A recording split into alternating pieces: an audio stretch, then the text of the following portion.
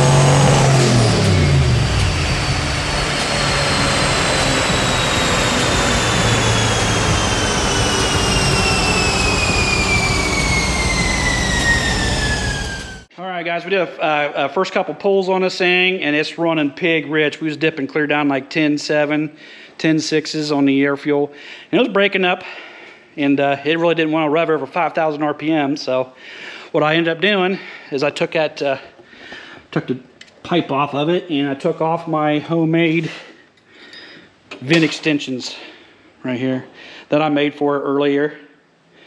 I do know when I put that on, it ran a little richer for whatever reason, so I'm hoping that leans it out without me having to tear the carburetor apart and change jets.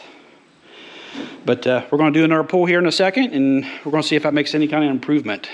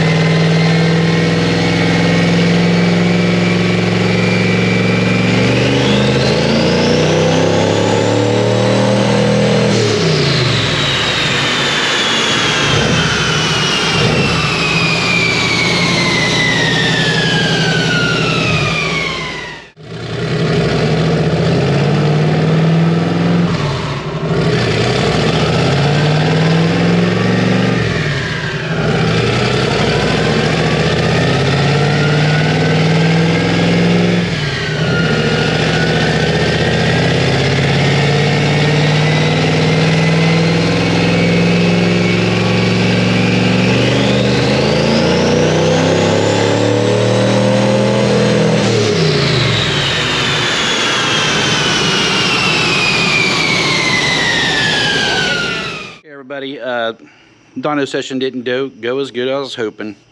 Not sure if you can tell there in the video, but she was running way rich and she was breaking up on top end. So I got two choices. Either I can get in there and try to lean out the carburetor a little bit, or throw some more boost at it and see if that helps lean it out. So I've made the right decision to go ahead and try to increase boost by swapping out the springs and the gates. I think I'm going to try to aim for 10 pounds. We was only seeing 5 pounds there on the dyno. Again, the numbers were, they were fairly low. It was breaking up. It only got to 5 pounds, so I don't know. But on the drive home, it was hitting 7, 8, no problem. So, but it would only hit 8 like at the top of 4th gear. Wouldn't really do that in 3rd, so it likes a lot of load. But I'm gonna jack this thing up, and I'm gonna try to swap out them gate springs and see if we see if the boost will help. See if the added boost will help lean out that carburetor. I was gonna go to 10 pounds regardless, so I might as well go ahead and start there, and then if I have tuning, if I need to tune the carburetor a little bit more, then that's where I'd like to start. So we're hoping that the old saying that boost fixes everything, we're hoping that holds true. We'll see. Okay guys, I got my this is actually my second wastegate. I've already did the first one, and I didn't want to show that because it was a learning curve for me, because this is the first time I've ever tore into a wastegate and changed springs. But I'll show you what I did on this second one here. Now a good buddy of mine, he loaned me this tool and gave me the idea to use just a regular clamp, meant for wood, but this is one of the plastic type with the rubber feet, keep you from scratching your wastegate. So that worked out awesome for that first gate. If it wasn't for this, I'm not sure I'd have got it. Those springs can get a little tight when you're messing with them. So I don't know what springs were in it. I know the car only ran, I think the most I've ever seen was 7. It might have squeaked to 8 once, but it's at the very high of, the very top of 4th gear before it even hit 8. So these are either 7 or 8 pound springs roughly. But According to the instructions, if I use the green spring and the red spring together, the green is 6, the red is 4, so put them together. Hopefully I'll get about 10 pounds out of these, and we'll see what that does.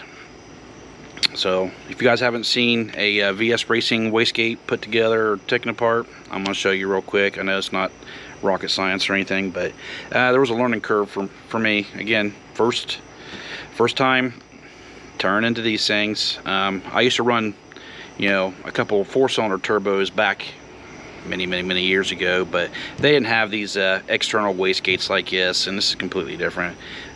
They had the internal wastegates, and they were built a little different. But I'm gonna go ahead and take this apart. I'm gonna show you what I did using that clamp, and I don't know, maybe that will give you guys maybe it'll give you guys an idea on, you know, an easier way to assemble these.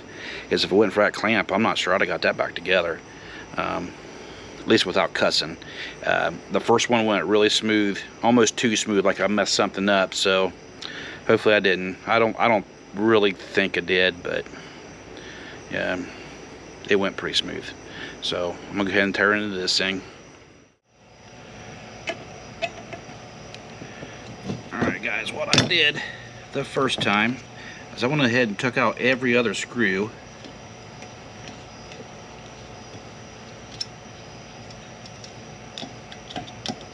And then I put that clamp on there, because this thing's under spring tension. So you don't want to strip out these little screw holes, because it's just screwed into aluminum, so it don't take much. So according to what my buddy told me, is that you don't want to get down to your last 1 or 2 threads and then have that, you know, screw get jerked out of the hole and tear up your last couple threads, because then you'll have problems putting it back together, and that'll just progressively get worse if you keep doing it.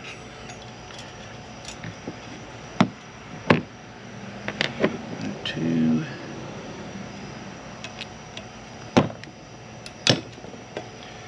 So that does make sense to me a little bit.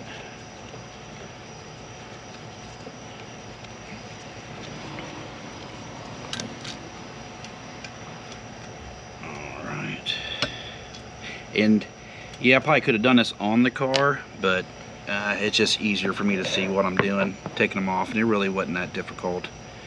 Getting this clamp right here back on was a little bit of a challenge. I had to take a pair of pliers and squeeze those two together just so I can get the clamp to go back over, because this here is spring loaded on these gates.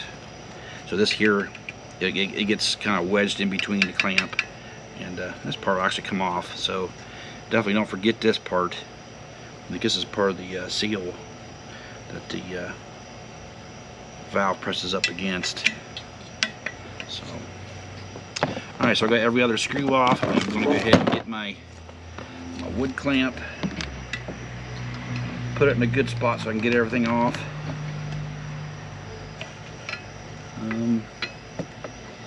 Yeah, I got that hose in the road. That shouldn't be no problem. So I'm going to squeeze that down. Now I'm going to take off the final 3 screws. And like I said, this is to help keep from blowing out your last few screws before you get it apart.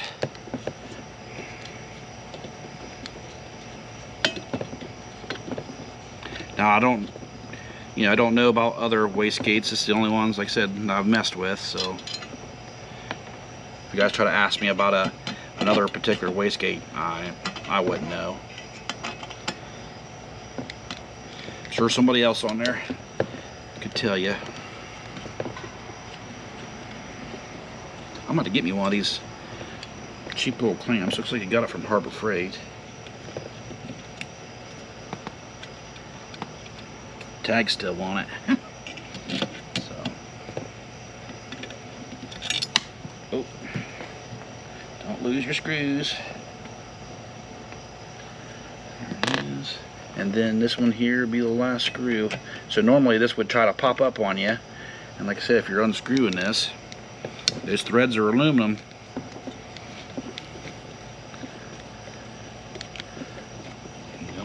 mount.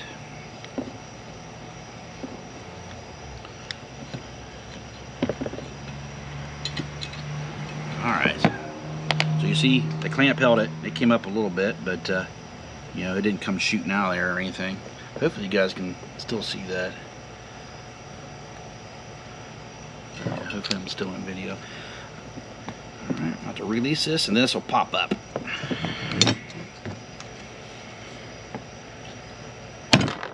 Just like that.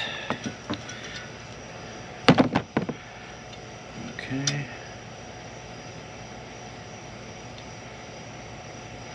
I don't think it really matters how I got that back on there. Alright, and there's two springs inside here. And I'm replacing them with these 2 springs. And like I said, according to what I looked up, those should be 6 and 4 pounders. And should equal 10 pounds. Alright guys, so this is what I did to the last one. Put it in my clamp. And this here is a 6-inch and it's almost too small. Hold on, let me get it on here first. There it goes. Now I want to line this up to where it was before. I want everything to stay the same, and then you just squeeze your clamp, and it squeezes that sucker back together. Now you do have to line up your bolt holes before you get it clamped. I said if it wasn't for this idea from one of my buddies, I think I'd be cussing a little bit. So give that a nice squeeze. There you go, it's back together. Don't tighten it up tight because you might need to wiggle this a little bit to get these screws started. But once you get them suckers started, you can let go of the clamp. Guys, let me know down in the comments if you like that idea on how to get these back together. If you have something better, if you have another one, please leave that downstairs, down below too, because this may not be the first time I'm in here, and I'm always up for new easy tricks.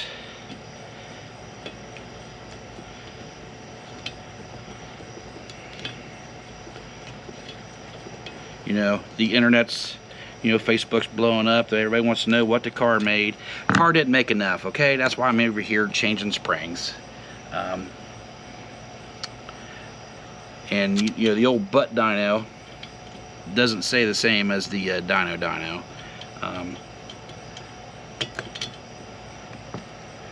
So we'll see what it does on 10 pounds. Hopefully it'll make somewhere close to 10.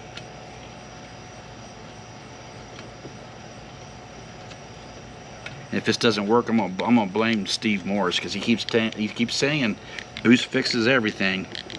Well, let's throw some more boost at it, see if it fixes it.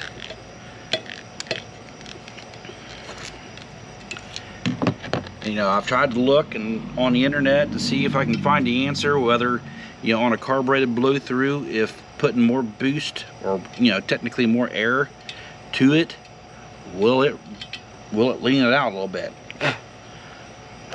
Can't seem to find a answer on that, so I guess I'll have to find out for myself. Because I'm not sure on that one, not on carbureted. And hopefully I don't blow it up, but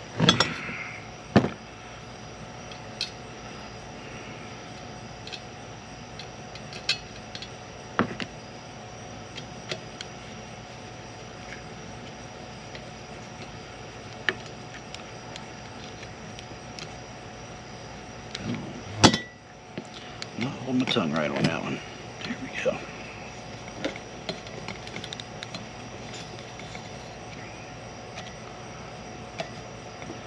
So I'm going to do is I'm going to run all these in and just finger tight, so I can get that clamp off there. Then I'll I'll tighten them. But definitely have enough screws in there, so now I can just release this. And that gate is technically back together.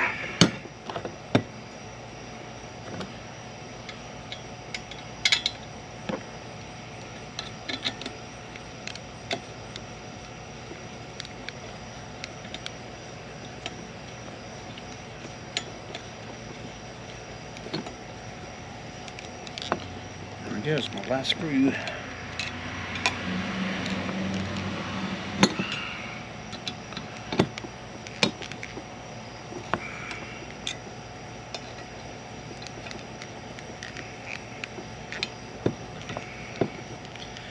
Yeah, I'm not sure if you guys noticed, but I'm doing this at night. So my garage lighting kind of sucks, and it gets even worse when it's dark. I mean, I can see okay, but I'm not sure it's good for recording video.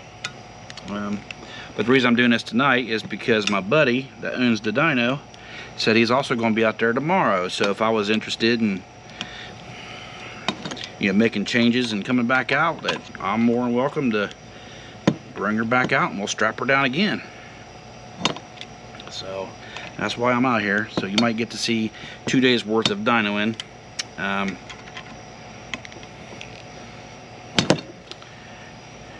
Hopefully everything works out. Alright, so there she is. She's all back together. Now this part here, like I said, it's kind of spring loaded. If I push on it with my hand, you can, yeah, see, it moves. That takes a good bit to get that thing to move. So the problem is when you go to put this up on there and you got your little clamp, this is spring loaded, so it's kind of spacing it out. So what I did the first time is I got my, I guess they're channel locks, grabbed a hold of this lip and a lip of the other one, I squeezed it back together, then I was able to use my fingers to pinch that clamp back on there, and that worked out okay. It took me a while to get the first one on there. Hopefully the second one goes a little better. Alright guys, it's the following day.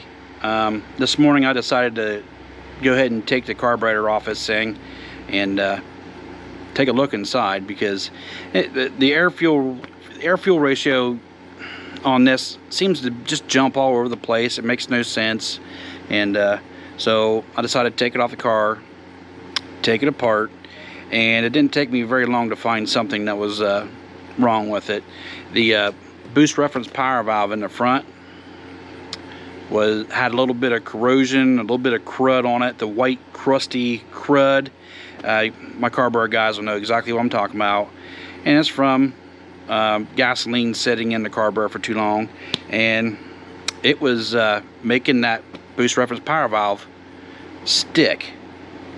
Okay, now I was having a debate with my buddy who owns the Dyno whether or not it was sticking closed or sticking open. I think it was doing both, and I think even at sometimes when I was idling, that it was letting a little bit of fuel drip through and was fattening it up, and wasn't making, like I said, it wasn't making no sense, because sometimes the idle air fuel will go from like 13.2, and then sometimes, heck, we even seen it yesterday dip clear down to 10.8, 10.9 at an idle. And so I was like, something, you know, it's getting gas from somewhere. So I believe that was it, was the boost reference power valve.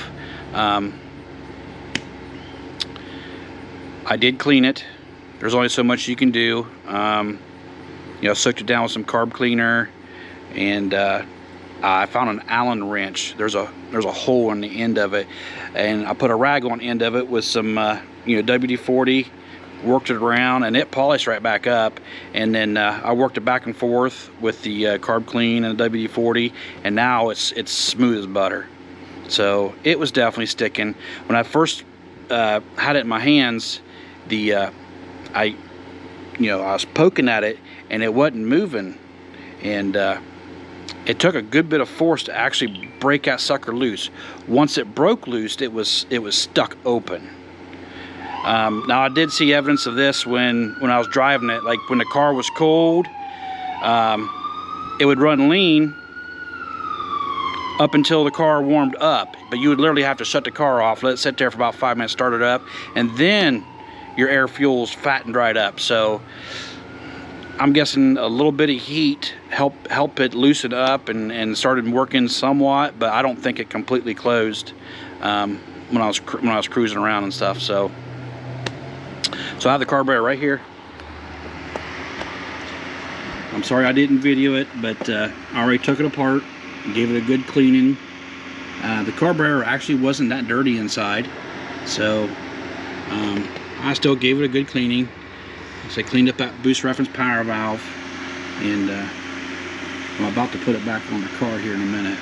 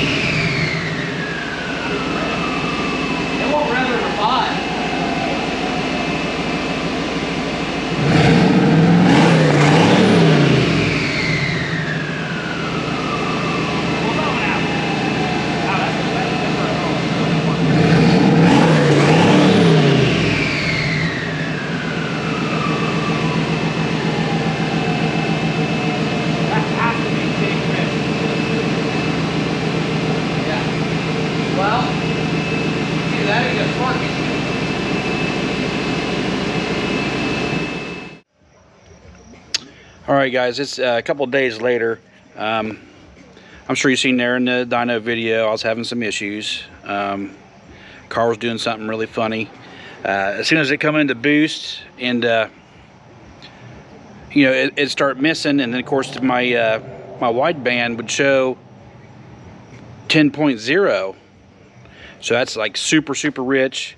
It pegged my gauge out, and I am now currently thinking that it was well beyond 10. It was probably in the 9s, maybe even dip into the 8-to-1, which is super rich, which is why it was breaking up and missing. But so I've been sitting here tinkering, and I spent a few days messing around with this carburetor. Now I remind you, I'm pretty decent with carburetors, but this is my first blow through, so it's a learning experience. And I already told you, I'm not scared to jump in there and tinker around until either I get it or I blow it up. One of the two. But here's what I came up with. The boost reference power valve. And the reason it has taken me so long to get this carburetor somewhat figured out was because my air fuel gauge, when I hooked it up, I thought the dang thing might have been screwing up because it was all over the place. One time I'd get on it, it'd show super rich. Another time I'd get on it, it would show super lean. It was just all over the place, everywhere in between, and I could not get two runs to even be the same. Come to find out, it was the boost reference power valve. Now this is a nice unit. I'm pretty sure it's a CSU unit, but when I took it out and was looking at it, there was some crud down inside here. I kind of want to call it corrosion, but I think it's part of this fuel, so the alcohol was probably getting to it. But anyway, it was stuck. I stuck an Allen wrench in there, and it took a good bit to get it moving. Okay, but I'm sure, since you know it was going rich every once in a while, that it was opening, but I think it was sticking opening. It was sticking open, and it was sticking shut, and probably sticking somewhere in the middle, the way the carburetor was acting.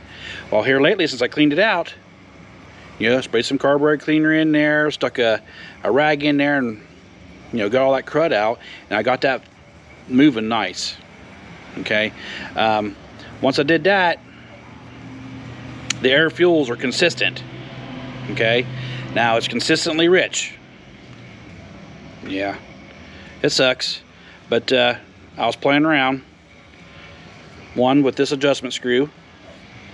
Okay, I think I got it figured out. I think I only have it at 3 turns, so it's going to open pretty early.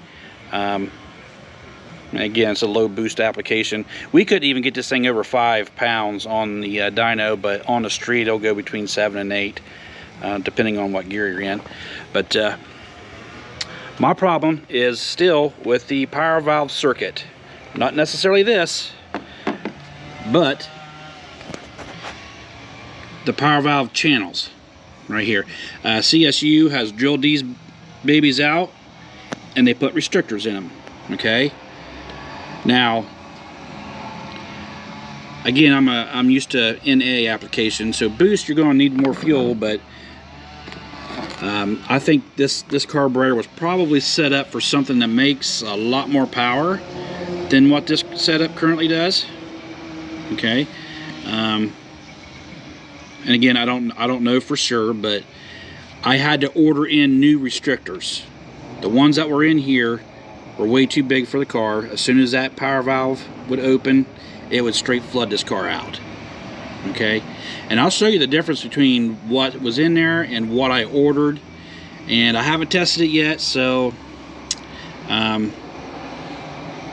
it might go too lean, because this is a big difference. I'm going to show you here. Here's the restrictors, and they're screw-in restrictors. Try not to get my shadow in there, and I'm hoping this camera focuses. Come on now. Not sure if you guys can see that, but the top ones are the old ones. The bottom ones are my new ones. Okay, the best I can guess is that the top ones are around 70 to 75 thousandths on the opening there, the top ones here, and the bottom ones, I just ordered those in. Those are 40. So I went big time on these. I figure if it ends up going too lean, then I'll drill those 40s out a little bigger if I need to. But as rich as this thing was going, I'm gonna guess, I'm hoping it's close.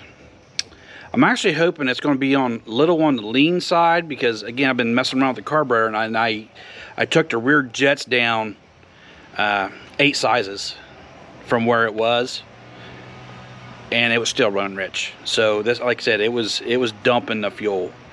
Now I'm sure if I was, had a little bigger engine with better heads, bigger cam, and trying to throw like 18 pounds of boost at this thing, that'd have been fine. But yeah, that's not what this thing is going to do. So again, I just want low boost.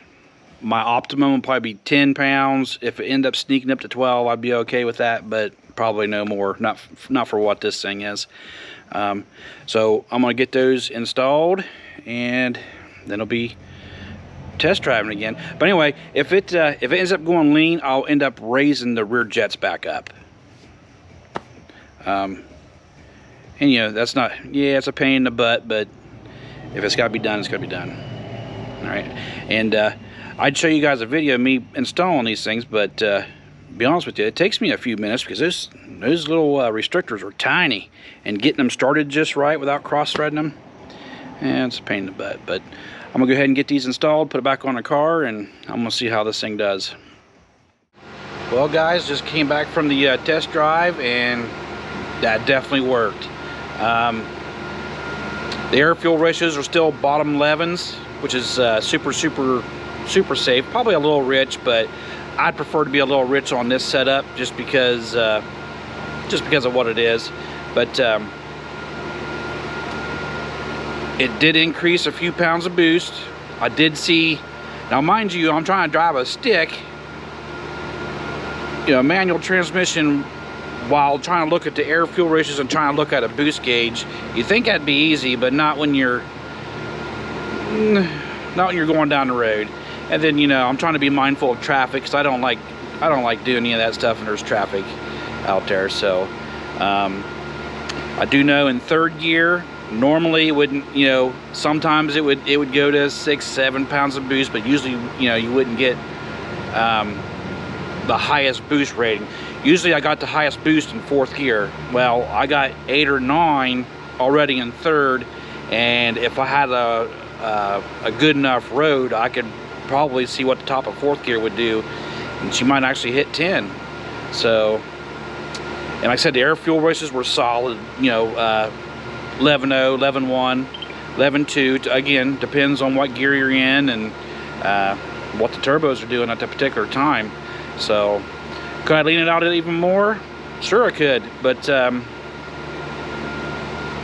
it being carbureted, colder weather's around the corner, I'll run her a little fat, because I'm pretty sure it'll like the colder temperatures, with it being just a little fatter, and we'll go from there.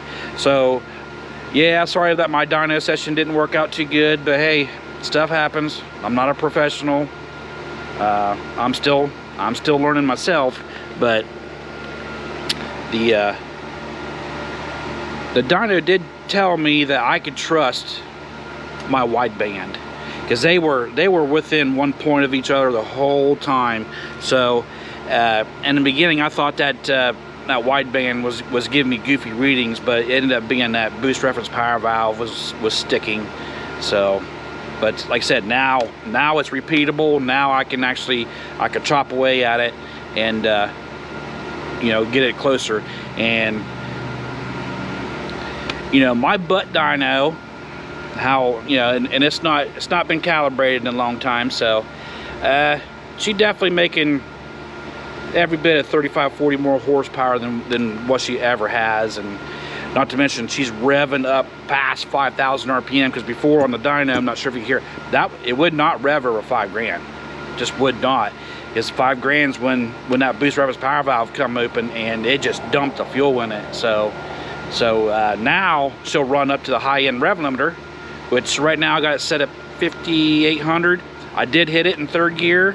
I'd have recorded that, but I got too many things going on. I just want to concentrate on trying not to blow that thing up. I mean, I'm not completely against blowing it up, but I've told everybody, I said, if I blow this thing up, I'd like to get it on video if I do. You know, I don't want to go out there by myself and blow it up and not ever have it on video. Just because I know a lot of people find that stuff entertaining. You know, this engine here, I don't think it's, you know, it's bone stock. I don't think anything's ever been done to it, so shouldn't be that hard to replace if I did scatter it. But right now, she's definitely cooking. So one of these days I might get a video of me going down the road and turning the GPS of the GoPro on and let you guys see it. But you know, it's kind of hard to try to do that kind of stuff and try to stay safe. You know, just gotta be safe out there. You know, I don't want to endanger someone else out there. But all right, so that's going to do it for this video, guys. I'm learning. Hopefully, you know, we'll get some content doing something with this car. We might take it back to the dyno. I don't know. But I'm still gonna tinker with it. Oh, just remembered that I have a boost knob on the dash. I had it set at 2 degrees, so it was pulling 2 degrees of timing per pound of boost. So if it did hit 8 or 9, it was maxing out at, because the box will only pull out 15 degrees. That's their maximum for that box. So I have the timing on a distributor locked out at 34 degrees. If it pulled 15 degrees, then it was only on 19 degrees of timing total under boost. I could have snuck up on that, but I didn't know if it was going to go lean, so I'd rather have the timing taken out of it if it was going to go lean. So, and I forgot, I didn't turn it up. Could I throw a lot more timing at it? I'm sure I probably could have, and it probably pick up a good bit more. But right now, that's what I was going with. And like I said, now that I see those air fuels are still going to be pretty good, now I could throw some more timing at it, you know, and see what she does. But again, until next time, guys, bye-bye.